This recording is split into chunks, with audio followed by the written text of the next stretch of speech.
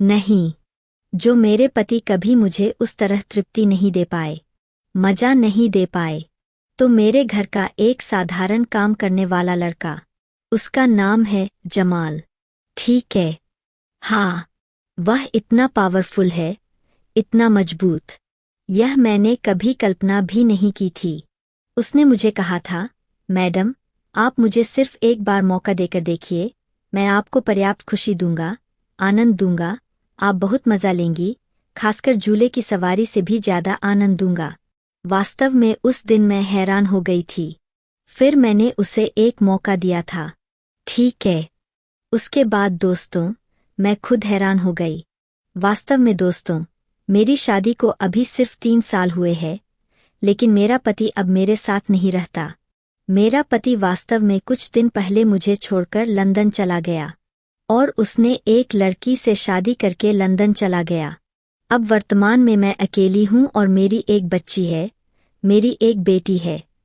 तो मेरी बेटी की उम्र बहुत छोटी है, 2.5 साल की है, बहुत ज्यादा बड़ी नहीं हुई है। तो मेरी बेटी छोटी है। लेकिन दोस्तों, मैंने प्रेम करके शादी की वजह से मेरे माँ बाप ने मुझे कभी स्वीकार नहीं किया और उन्होंने मुझे त्याग दिया। माँ बाप का मेरे साथ जो रिश्ता था, हर तरह का रिश्ता उन्होंने काट दिया। मेरे साथ उन्होंने कोई रिश्ता नहीं रखा, सिर्फ इसलिए कि मैंने प्रेम करके शादी की। उनके सम्मान को ठेस लगी। मेरे माँ बाप थे मोटा मोटी एक मध्यम परिवार के, मतलब अच्छे परिवार के कहे जा सकते हैं। पैसा रुपया सब कुछ उनके पास मोटा मोटी है, अच्छा परिवार कहे जा सकते हैं। बिजनेस है। और मैं क्योंकि उनकी बेटी हूँ, मैंने बहुत ज्यादा पढ़ाई की है। लेकिन अब मेरे परिवार ने मुझे त्यागने और मेरे पति के चले जाने की वजह से मुझे नौकरी करनी पड़ती है और मैं एक बैंक में 8 घंटे नौकरी करती हूँ। लेकिन दोस्तों, घर में मेरी बेटी अकेली रहती है।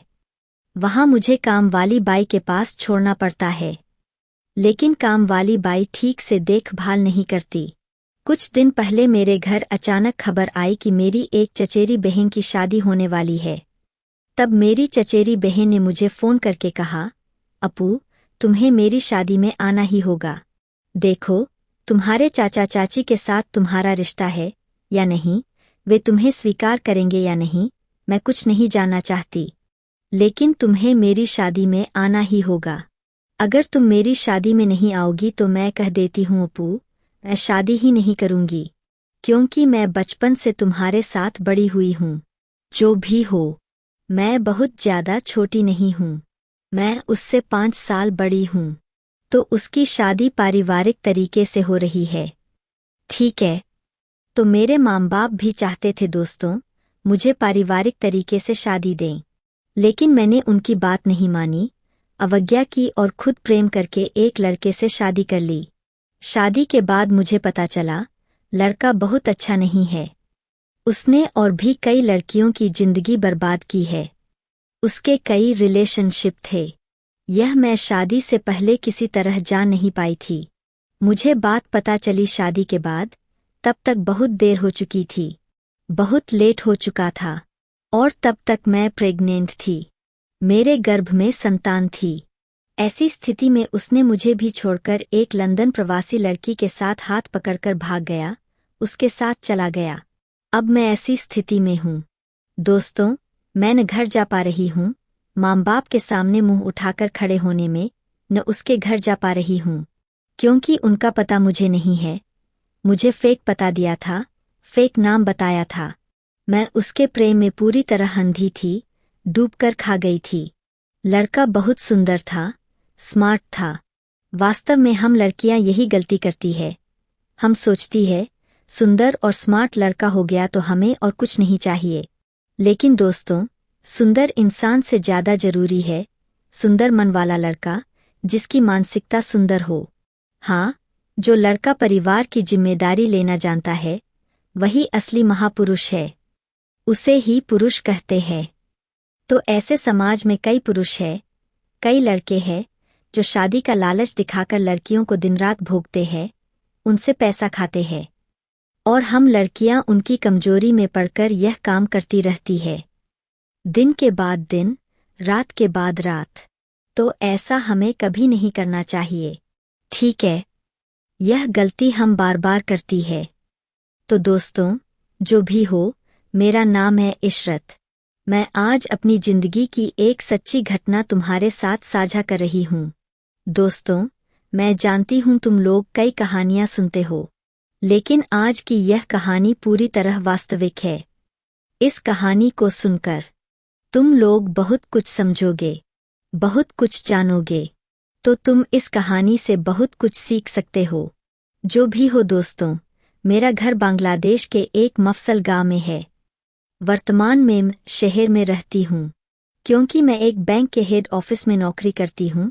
मोटा मोटी अच्छी सैलरी मिलती है और मैं एक फ्लैट लेकर शहर में रहती हूँ, ठीक है?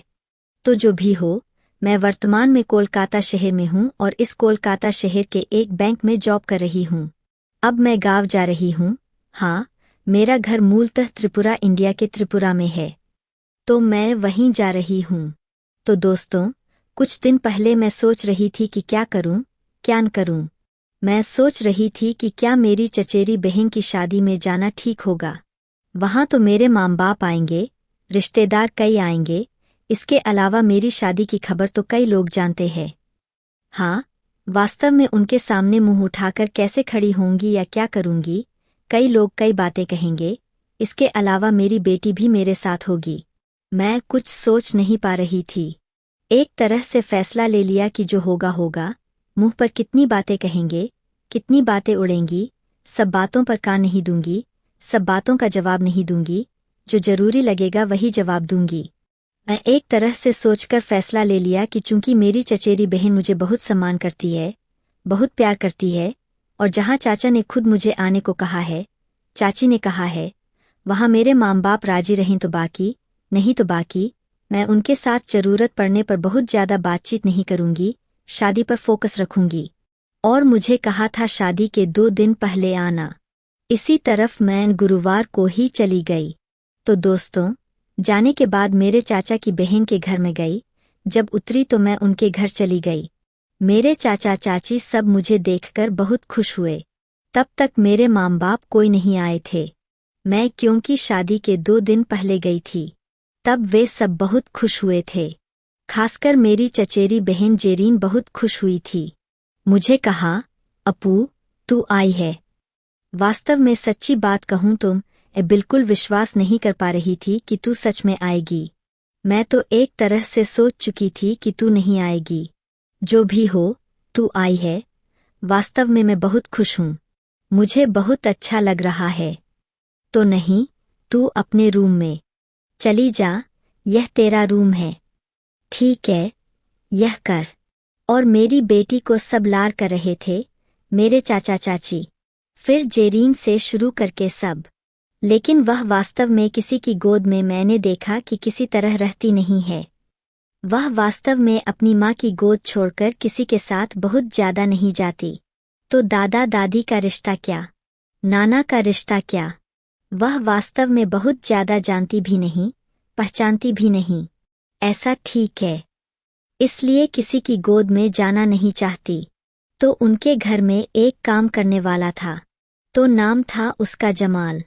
तो अचानक जमाल ने कहा, मैडम, आप जाइए, वॉशरूम जाकर फ्रेश हो जाइए, तब तक मैं आपकी बेटी को गोद में लेता हूँ, वह मेरी गोद में रहेगी। यह कहकर उसकी गोद में जाते ही मैंने देखा मेरी बेटी मतलब कैसी शांत हो गई। वह किसी तरह रो नहीं रही, बिल्कुल एक भद्र लड़की हो गई। लग रहा था जैसे वह अपने पापा की गोद में गई हो, ऐसा भाव। वास्तव में बचपन से मेरी बेटी का पापा का अभाव किसी तरह पूरा नहीं कर पा रही हूँ। मैं ठीक हूँ। जो भी हो, मेरे चाचा चाची के घर में एक काम करने वाला लड़का था जमाल। उसकी गोद में जाने के साथ ही उसका रोना पूरी तरह बंद हो गया। मैं तो पूरी तरह हैरान। तब मैंने एक मुस्कान देकर कहा, ठीक है भाई, तुम उसे थोड़ा देखते रहो, मैं वॉशरूम जाकर फ्रेश हो लेती हूँ। आने में बहुत गर्मी लगी है, मैं थोड़ा नहा धोकर आती हूँ।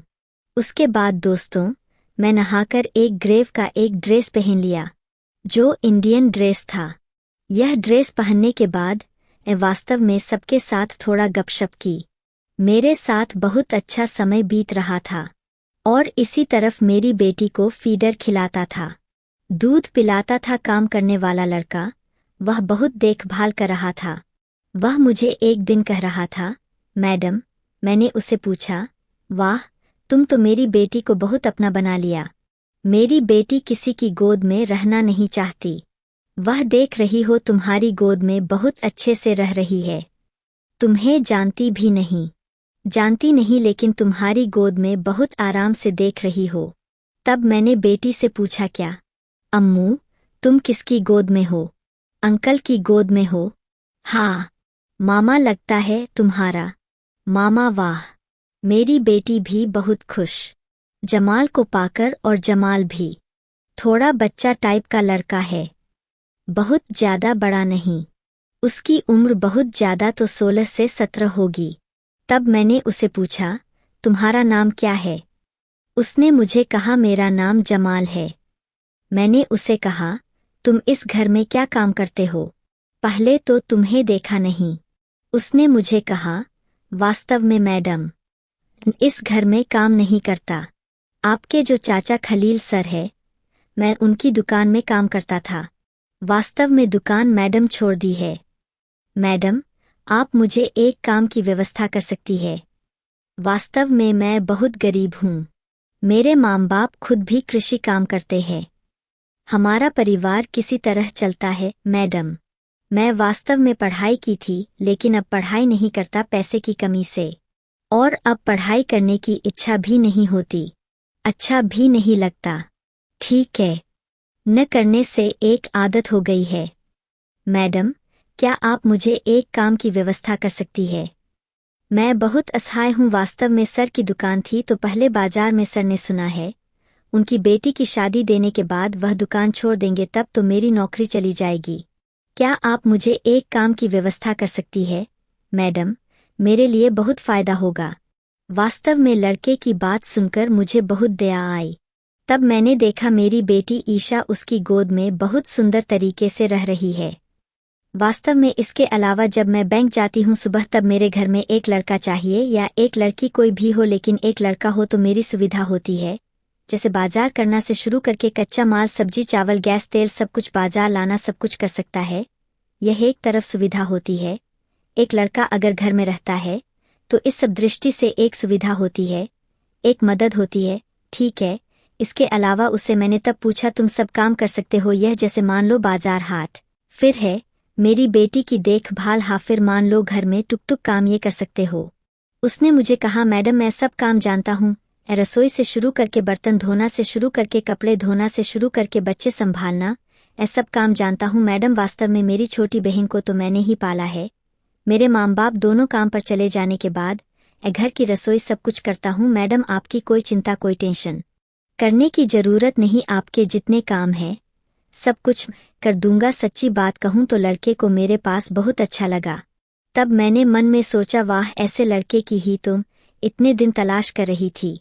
वास्तव में शहर में रहने की वजह से अकेली रहती हूँ तो मेरे लिए ऐसे लड़के शहर में मिलते नहीं। तब मैंने उसे कहा, अच्छा ठीक है, तुम्हें एक काम की व्यवस्था कर सकती हूँ। मेरे घर में तुम काम करोगे, मेरी इस बेटी की देखभाल करोगे। ऑफिस चली गई तो और घर में कुछ टुक टुक काम तुम